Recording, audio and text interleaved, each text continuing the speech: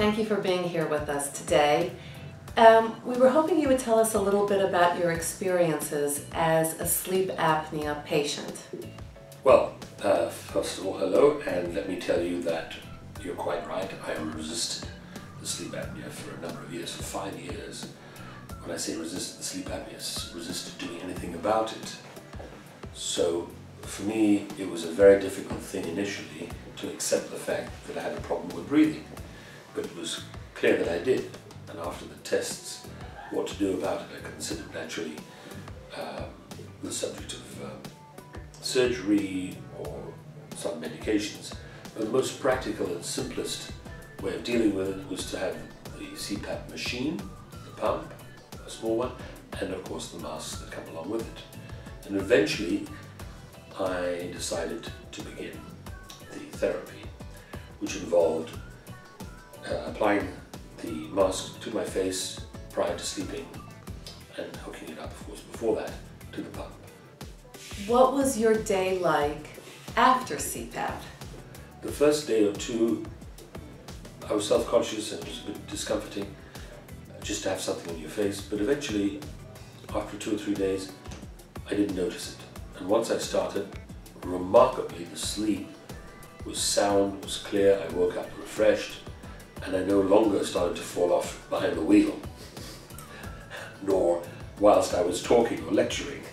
And you're a tour director. Yes, I travel around all over the world and I talk to groups of people, so my speech and my attention has to be top, otherwise if I drift off, so will everybody else. And this is dangerous, you know, can you imagine if you're driving? So for various reasons, it's important to get good sleep.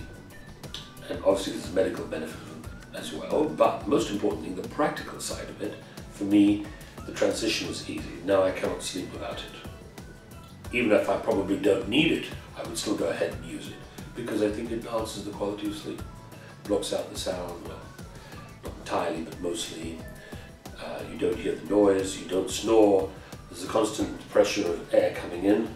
It might vary a little bit according to how you move around, and you get used to it, and you have deep, deep sleep, which is the ideal, and you wake up completely refreshed, ready for action, ready to go to battle.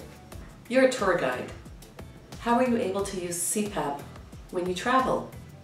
Well, when you're at home, it's easy. You just have the small pump by the side of your bed, and everything is all secure, and then you just do some minimal things just to keep it maintained, and put the water in for humidify and all the technical stuff.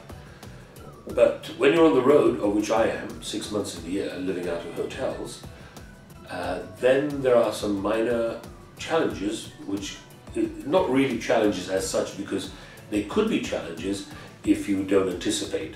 For example, in hotel rooms, not everywhere you will find a socket in the wall close to the bed, so you'd have to make sure you have an extension lead.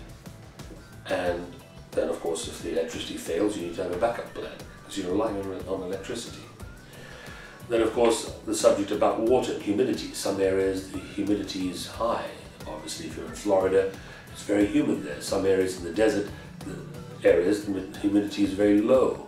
So you'd have to make sure you use the appropriate amount of water so that you need to have humidity, otherwise you wake up in the morning with a dry mouth and dry throat, which can be very uncomfortable.